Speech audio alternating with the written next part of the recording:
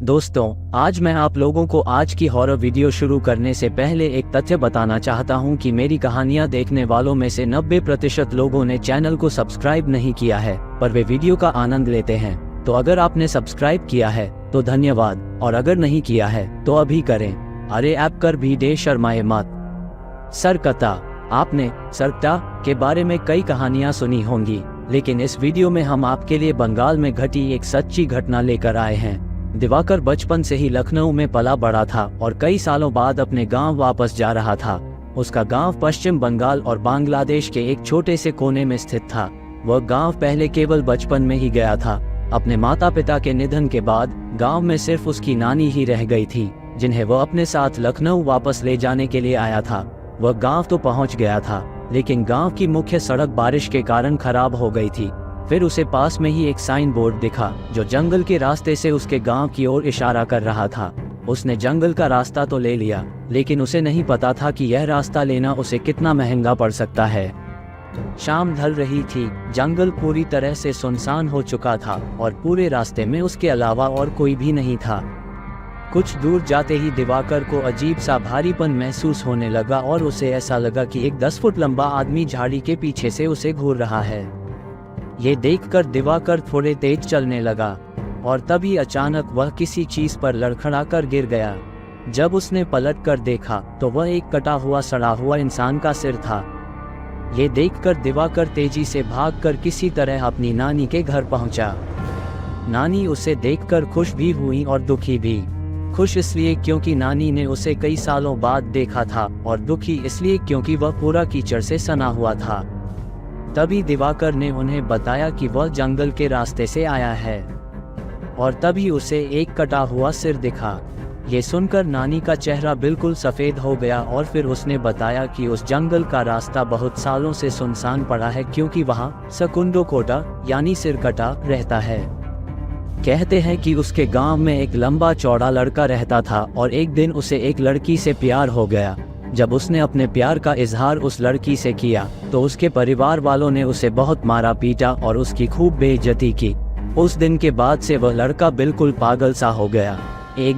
एक रात उसने लड़की की हत्या कर दी, और ऐसा करते हुए उसके परिवार वालों ने उसे देख लिया।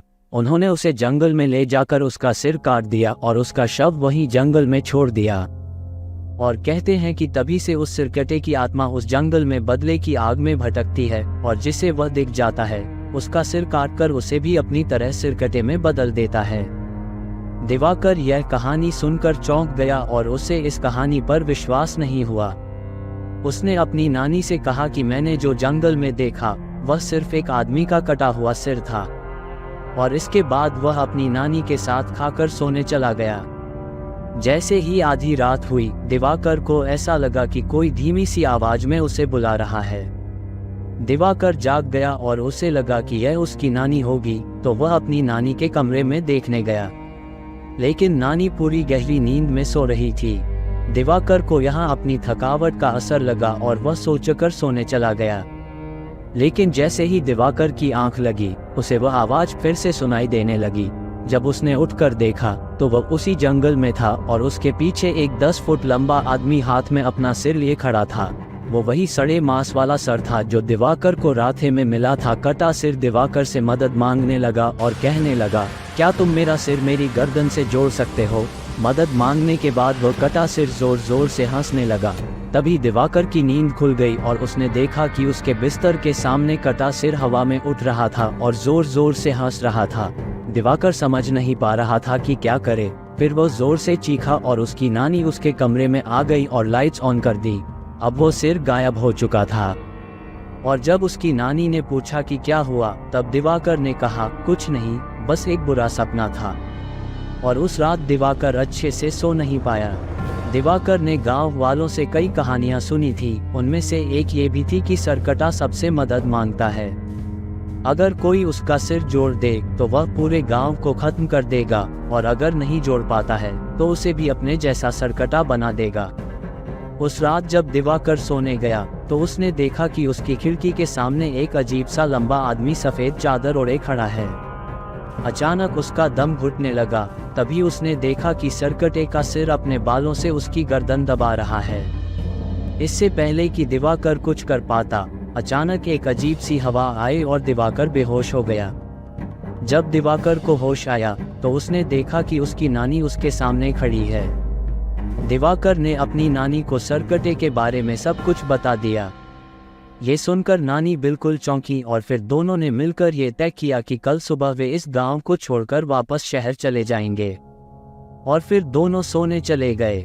जब आधी रात हुई तो नानी ने उठकर देखा कि दिवाकर अपने कमरे में नहीं है। नानी ने पूरे घर में तलाश किया, लेकिन दिवाकर कहीं भी नहीं मिला। अब नानी को डर लगने लगा कि कहीं दिवाकर को सरकटे ने अपने साथ न ले गया हो। इसके बाद नानी ने गांव के मुखिया से मदद मांगी और वे दिवाकर को ढूंढने के लिए जंगल में चले गए। तभी उन्हें किसी के चिल्लाने की आवाज सुनाई दी। जब उन्होंने देखा तो सामने दिवाकर एक बड़ी तलवार लिए खड़ा था।